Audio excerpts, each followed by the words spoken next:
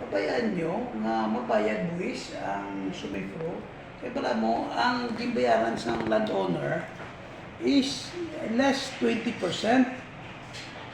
80% lang ang gimbayaran sa landowner. Kaya tungkol nagbayad ang landowner 1 year before sa tax due. Halimbawa, ang tax for 2024, gimbayaran nila sa landowner 2023. Gindidak na sa ilang rentals ng 2023 pa. So karon kay tungod wala mabayaran, pag-abot sa 2024, hindi na 80%, 100% na, plus may interest pa. Okay. So karon hindi mo hambala nga pati ang ibayad sa Sumipro nga 20% plus tong interest, i-minus na naman liwat sa landowner. Nga ang landowner nabayad niya ahead nga naka-avail sila sa 20% discount. So amo na nga libog-libog kayo na ang computation nila dito.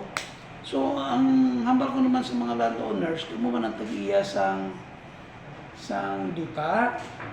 So kung makibot na lang ka mga wala ka mo bayad sa tax, ang gobyerno may araya sang power na ipa-auction ang property nga wala ginabayaran ng buwis. Buwis ang collectibles naton sa ila, that is 300 million Ang 30 million na siya, ang sa company owned.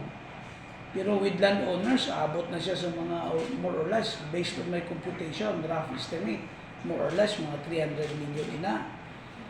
So, paano mag-survive ang gobyerno kung wala nagabayad buwis, dagko man ang kumpanya, multi-million man na, billionaire man ang tag-iya sila.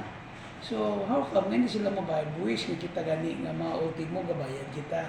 Even sa fuel sa ato niya motor, gabayad kita buwis. Kung bakal kita bugas, gabayad kita buwis. Kung bakal kita sudan, gabayad kita buwis.